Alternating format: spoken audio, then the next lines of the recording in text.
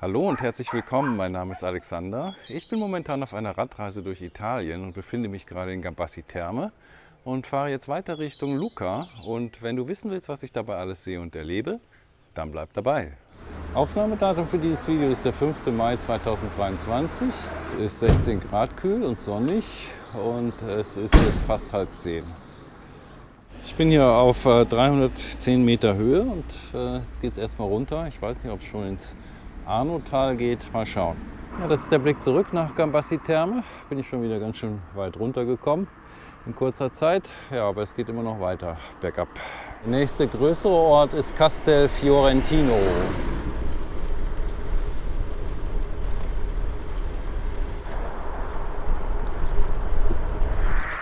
Jetzt bin ich in 10 Minuten von 320 auf 60 Meter runter. Ich glaube, auf dem Niveau bleibe ich jetzt erstmal eine Weile. Ich bin jetzt in Castel Fiorentino, also ähnlich. Ja, es war nicht ganz einfach hier durchzufinden, aber jetzt habe ich einen Radweg erwischt. Und der führt mich hoffentlich jetzt raus hier. Hier unten im Tal ist es doch deutlich wärmer. Ich glaube, ich muss mir gleich mal meine Jacke ausziehen. Ich bin hier auf irgendeinem Fahrradweg, wahrscheinlich auch ein Pilgerweg. So, man hätte jetzt schön durchs Flusstal weiter bis zum Arno fahren können, aber das war meinem Trek zu langweilig, also schickt er mich jetzt in die Berge. Aber es ging auch nicht anders, weil auf der Straße, die jetzt weiter durchs Tal führt, war Fahrradfahren verboten.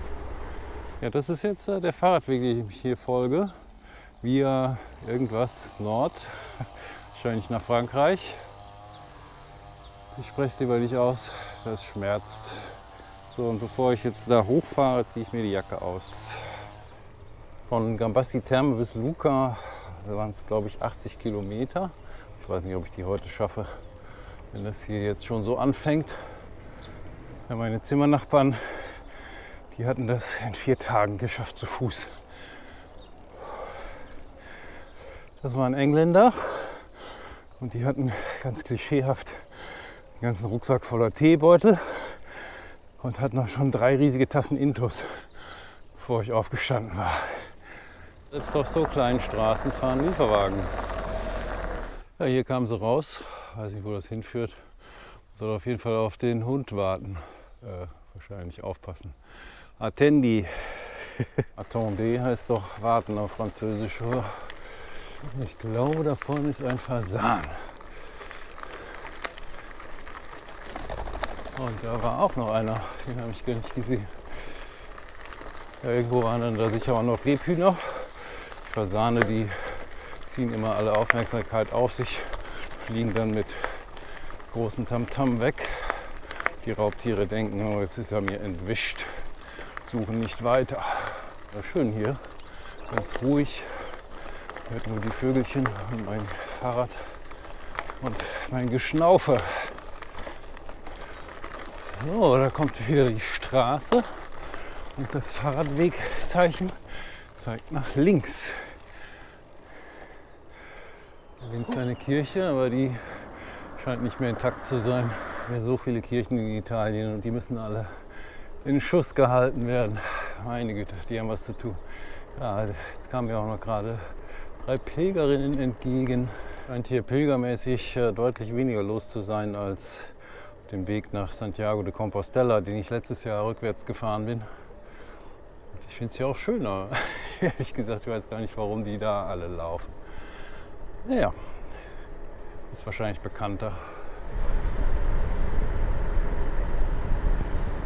Ui, das ist steil und ich bin wieder froh, dass ich eine vernünftige Bremse habe. Ja, diese Via Francigena scheint ein Pilgerweg zu sein, den man auch mit dem Auto fahren kann. Wie gesagt, die Bremse funktioniert wieder. Da war ich sehr froh, dass der das reparieren konnte in Siena. Es war sehr nett, dass er das gleich gemacht hat, nach dem Nachmittag, an dem ich da ankam. Ja, aber allgemein sind die Bremsen unterdimensioniert, das sind mechanische. Ich hatte die gewählt. Ich dachte, es wäre besser zum Fliegen, dass man die nach dem Flug nicht entlüften muss. Naja, aber das Fahrrad Ist nur für 105 Kilo zugelassen. Ich wiege so zwischen 85 und 82 Kilo je nach Jahreszeit. Und ja, das Fahrrad wiegt, glaube ich, 13 Kilo mit Ständer und Schloss und allem Pipapo, bestimmt 15. Ja, da bist du ja schon bei 100. Und kannst du noch eine kleine Bikepacking-Tasche hinten dran machen. Es ist eigentlich nur ein Gravelbike, das man so zum Spaßfahren nehmen kann. Kein richtiges Reiserad. Ja, und letztes Jahr auf dem Weg nach Hause von Spanien sind mir dann die Speichen aus der Felge rausgebrochen. Das hat den Belastungen einfach nicht mehr standgehalten. Da habe ich eine neue Felge drauf. Die ist für 130 Kilo zugelassen, aber wie gesagt, die Bremsen sind eigentlich zu schwach, wenn man da 130 Kilo mit sich führt. Ja, dann habe ich gedacht, ich nehme hydraulisch verstärkte mechanische Bremsen, aber die passen bei mir nicht. Ich habe hinten einen kürzeren Bremssattel. Da gibt es welche von TYP oder TYR.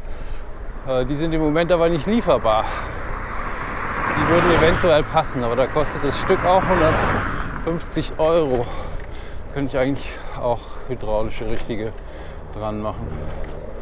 Ich habe jetzt gesehen, wie einfach das ist, den Führungsdraht da gegen den Schlauch auszutauschen. Das mache ich vielleicht auch noch irgendwann. Ich denke, dass sich das irgendwann lohnt, weil ich liebe das Fahrrad. Es ist einfach perfekt für mich. Es ist, hat einen relativ kleinen Rahmen, 56 Zentimeter. Ist kurz, passt also gut in irgendwelche Fahrradkartons rein. Und die 27,5 Zoll Reifen, die sind einfach total wendig. Und flink ist das Ding auch und auch bequem. Also ich möchte es nicht mehr hergeben eigentlich. Ich weiß nicht, ob es auf der Kamera so rüberkommt, aber ich finde es hier sehr schön. Überall blüht der Mohn, wie hier rechts. Und die Straße ist gut zu fahren, ist nicht so viel Verkehr. Ich glaube, es geht durch ein Tal, das in das Arnotal mündet. Ich hoffe es zumindest.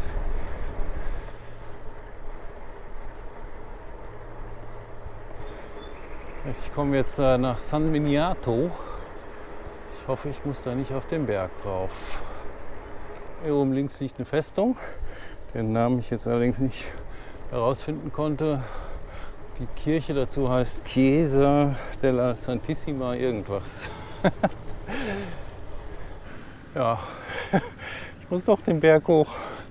Das war so eine steile Straße, dass man hinten rumkippen kann. Das wird geschoben. Mann, das war steil. Und es geht immer noch weiter. Es gibt so eine schöne kleine Straße durchs Tal. Aber die endet irgendwann, anstatt auf die Hauptstraße zurückzuführen. Oh. Naja, kleiner Frühsport hier. Die geilsten Stücke sind geschafft. Aber es geht jetzt hier auch noch durch den Ort bergan.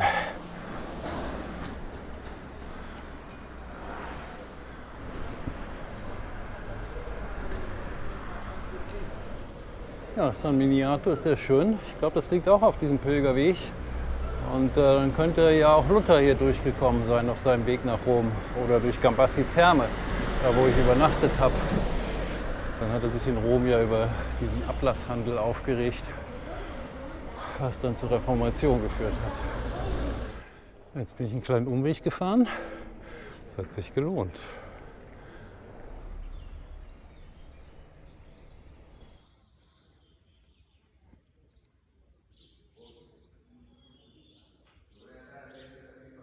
Das müsste jetzt die Chiesa San Francesco sein.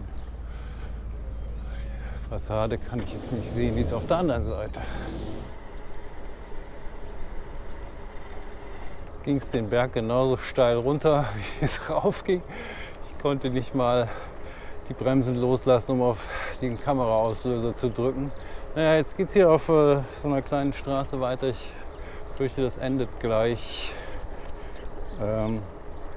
in einem Feldweg. Wir werden es sehen. Hier aber erstmal über die Autobahn. Ja, und wie vermutet geht es jetzt auf Schotter. Erstmal ein Stückchen an der Bahnlinie entlang und dann unter der Bahnlinie durch und dann das gleiche Stück zurück auf der anderen Seite. Ich hoffe, die Unterführung ist auch noch da. Scheint ein Bahnübergang zu sein.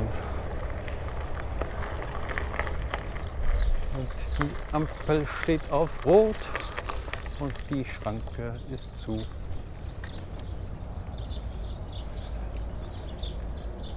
Da kam ein Italiener und meinte, es wäre immer geschlossen. Ich sollte gucken, ob ein Zug kommt. Kam keiner. Und nun die ganze Chose wieder zurück. Es ist ein Zufall, dass er da gerade entlang kam. Mit seinen Nordic Walking Stöcken. Da hätte ich ja ewig warten können. Oh, jetzt geht es wieder weg von den Gleisen. Und hier scheint es auch ein bisschen geteert zu sein. Es ist inzwischen 11:15. Haben wir Zeit für eine Pause. Aber hier ist nichts, wo man Pause machen könnte.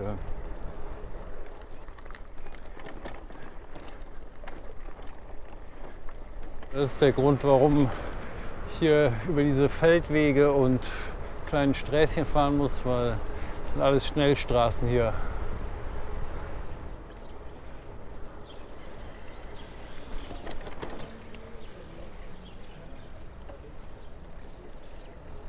Jetzt geht es wieder auf eine Strade Bianchi und ja, das führt alles irgendwie zu irgendeiner kleinen Brücke über den Arno. Da bin ich jetzt auch mal gespannt, ob die noch da ist.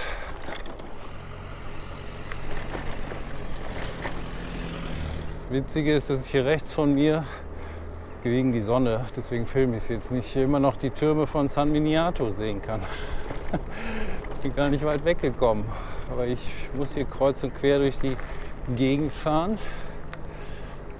Zum Glück habe ich einen Treck, sonst ich würde hier nie durchfinden. Die Sackgasse, das ist nicht gut, aber der Fahrradweg zeigt weiter geradeaus. Oh, die Brücke scheint noch da zu sein. Muss nur dahin kommen. So, jetzt überquere ich den Arno. Der fließt, soweit ich weiß, sowohl durch Florenz als durch Pisa. Ich liebe Einbahnstraßen. Schön, dass es immer diese Fahrradwegeschilder gibt. Aninoteca steht auf diesem Lieferwagen. Da wollen wir noch mal sehen, was es da gibt. Buongiorno. Ja, das kam jetzt gerade zur richtigen Zeit. Habe ich ein Panino mit irgendeiner Wurst bekommen. Ja, ich habe mich erst gefragt, warum stehen die hier, aber es war doch sehr viel Betrieb. Jetzt komme ich nach Ponte Capiano und dann geht es jetzt, glaube ich, wieder ein bisschen bergiger. Der Fluss hier jetzt heißt, den ich überquere, weiß ich leider nicht. Also der fließt in den Arno. Ja, ich bin eben, als ich über den Fluss gefahren bin, leider falsch abgebogen und bin jetzt auf so einer Hauptstraße gelandet, auf der ich jetzt schon eine ganze Weile fahre. Die führt zu einer Autobahn und ist hier Schwerlastverkehr. Bisschen unangenehm, aber das ist in 5 Kilometern vorbei. Hier auf der Straße sollen es jetzt noch 20 Kilometer bis Lucca sein, aber ich glaube, ich fahre auch gleich nochmal ab und folge meinem Trek. Mal schauen. Ja, die Hauptstraße war jetzt wenig abwechslungsreich und auch nicht besonders schön und jetzt bin ich in Alto Pascio angekommen, heißt das, glaube ich. Hier scheint es ein bisschen interessanter zu sein. Aber es ist mal wieder Einbahnstraße, da wo ich langfahren will. Also nochmal durch den Kreisel. Und da entlang. Ja, da sehe ich schon die nächste Einbahnstraße. Und zwar alles, rechts und links. Jetzt leider keine Alternative, da muss ich durch. Ich komme jetzt immer näher an Lucca ran, das sind jetzt vielleicht noch 12 Kilometer. Und der Verkehr nimmt wirklich zu, aber es gibt eigentlich keine richtige Alternative zu dieser Straße. Und aber rechts davon, da sieht es richtig toll aus. Also das ist jetzt sogar mir zu viel. Ich glaube, ich versuche es jetzt mal gleich noch mal rechts abzufahren. Mein Treck kommt jetzt gleich hier zurück auf die Straße und überquert die und da biege ich dann auch ab. Ist aber auch nicht besser. Meine Güte, was ist los? Es ist Freitagmittag oder Nachmittag. Fast 3 Uhr. Ich denke, die fahren jetzt alle ins Wochenende. Es gibt auch wieder Fahrradwegschilder hier. Ich weiß jetzt gar nicht, wie der Ort hier heißt. Mir ist dieser Turm da aufgefallen. Hier sieht es eigentlich ganz nett aus. Jetzt bin ich mal einfach den Schildern da gefolgt und nicht meinem Treck.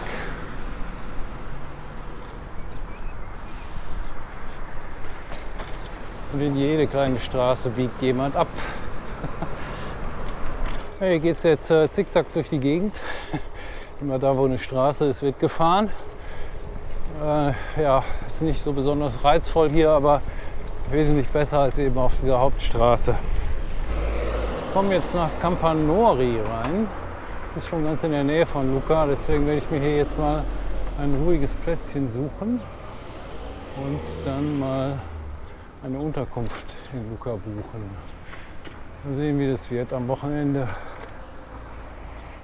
So, diese Bank gehört mir. Ich habe noch eine Unterkunft bekommen, eine, die noch einigermaßen im Preisrahmen lag. Problem wird wahrscheinlich nur das Fahrrad, das direkt in der Innenstadt ist, in irgendeinem oberen Stockwerk. Ja, bis jetzt hat es ja immer irgendwie geklappt. Ich habe erst überlegt, ich fahre einfach direkt geradeaus auf der Hauptstraße jetzt nach Lucca rein, das letzte Stück. Aber habe es dann doch nicht gemacht. Und jetzt bin ich sehr froh. Hier gibt es einen Fahrradweg. Ich hoffe, der geht dann auch durch. So, ich bin in Lucca, aber noch nicht in der Altstadt.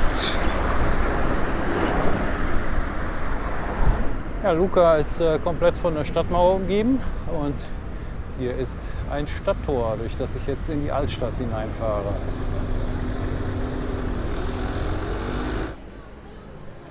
So, da kommt ein weiteres Stadttor. Und ja, ich weiß nicht, ob man da jetzt noch fahren kann, aber ich werde es erstmal ausprobieren. Wo man noch diesen Bach hier entdeckt, der direkt durch die Stadt fließt.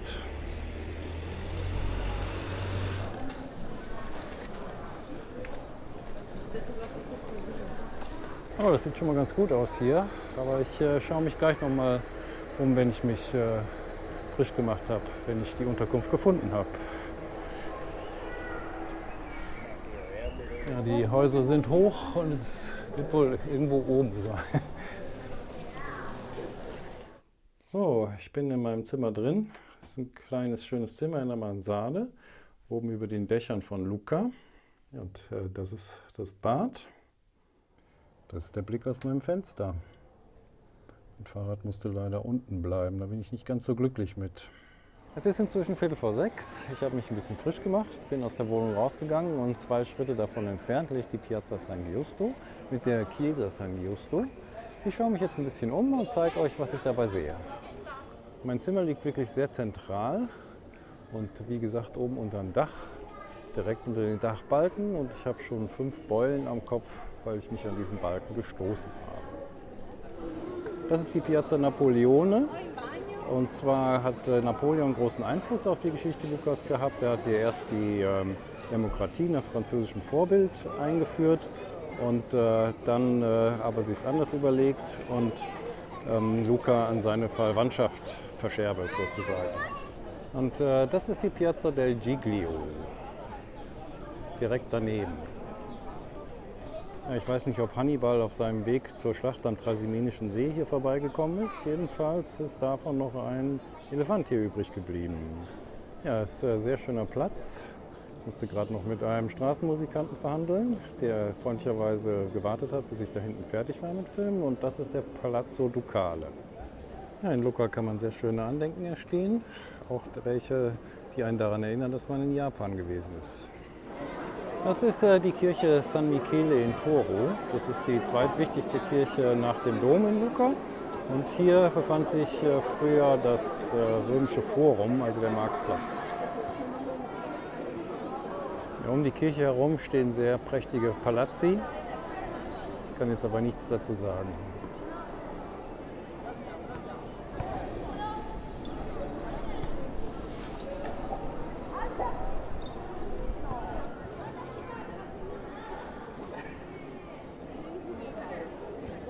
Lucca hat eine ziemlich wechselvolle Geschichte. Besonders im 13. und 14. Jahrhundert ging es hier, glaube ich, rund. Wenn man darüber liest, dann steht da irgendwas von erst kamen die, dann kamen die, dann kamen wieder die, haben die vertrieben und dann kamen wieder die. Ja, und wenn ich es richtig verstanden habe, dann hat Dante das alles in seine Werke einfließen lassen. Die Leute sitzen hier in den Cafés und genießen die Abendstimmung. Und ich gehe jetzt hier diese Straße entlang, die Via Roma. Das ist die Piazza Bernardini und hier ist auch wieder eine Filiale der Bank Monte dei Paschi di Siena, die älteste noch existierende Bank der Welt. Jetzt bin ich auf der Piazza Antelminelli angekommen und hier sehen wir den Dom von Lucca von der Seite. Und jetzt sehen wir die Fassade des Domes San Martino von der Piazza San Martino aus. Der Dom ist die wichtigste Kirche hier in der Stadt und wurde von 1196 bis 1204, glaube ich, gebaut. Das ist auf jeden Fall sehr beeindruckend. Ich gehe mal rein, vielleicht kann ich da ja auch noch ein Bild von machen. Das ist leider schon geschlossen. So, jetzt kommen wir zu einer Besonderheit von Lucca, und zwar der Stadtmauer. Ja, und zwar geht die Stadtmauer noch um die ganze Altstadt herum, ist super gut erhalten, ist 4,5 Kilometer lang und hat, soweit ich weiß, 4 Tore. Die Ursprünge von der Mauer gehen auf das 12. und 13. Jahrhundert zurück. Da wurde die römische Stadtmauer abgelöst und dann ist sie nochmal zwischen 1504 und 1648 erweitert worden und seitdem sieht sie so aus wie jetzt. Die hat 11 Bastionen und wie gesagt, soweit ich weiß, 4 Tore. Es waren, glaube ich, nur 3 geplant. Da sehen wir nochmal den Dom. Ich hoffe, ich finde da gleich noch einen schöneren Blick von der Stadtmauer aus drauf. Hier diese Promenade wurde von Maria Luisa von Bourbon, Spanien, 1815 bis 1824 angelegt. Die hat dann auch die Bastionen und die Außenanlagen begrünen lassen. Erinnert mich sehr an die Promenade in Münster. Die geht auch einmal um die Stadt und ist auch auf den alten Festungsanlagen errichtet. Ja, und nicht zu vergessen ist dieses wunderschöne Panorama der Berge um Lucca herum. Ja, diesen Blick auf den Dom habe ich gesucht. Wie der Bach, der hier durch Lucca fließt, den ich ja vorhin schon gesehen habe, heißt, weiß ich leider nicht. Hier kann man jedenfalls nochmal unter der Stadtmauer durchgehen, in die Bastion rein. Der eigentliche Fluss, der an Lucca vorbeifließt, ist der Serchio. In den mündet dann wahrscheinlich auch dieser Bach. Und der Serchio fließt in den Arno. Ja, die Stadtmauer ist eigentlich nie für die Verteidigung gebraucht worden, soweit ich weiß. Hat aber die Stadt vor einem größeren Hochwasser, ich glaube 1812, bewahrt. Und das müsste die Kirche Santa Maria di Foris Portam sein, mit dem zugehörigen Platz hier. Das hier ist die Piazza dell'Anfiteatro, die ist oval und die könnte tatsächlich mal ein Amphitheater gewesen sein.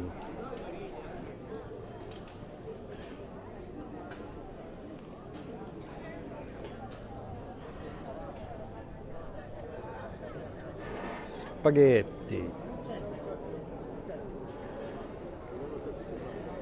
Ich beende das Video jetzt hier. Ich könnte jetzt noch stundenlang durch die Gassen laufen und Kirchen zeigen, aber am besten schaut euch das alles mal selber an. Es ist wunderschön. Ich kann es nur empfehlen. Ja, morgen geht es dann weiter Richtung La Spezia Und wenn du wissen willst, was ich da dann alles sehe und erlebe, dann abonniere jetzt den Kanal und schalte auch das nächste Mal wieder ein, wenn es heißt, ich kam, ich sah, ich filmte. Tschüss!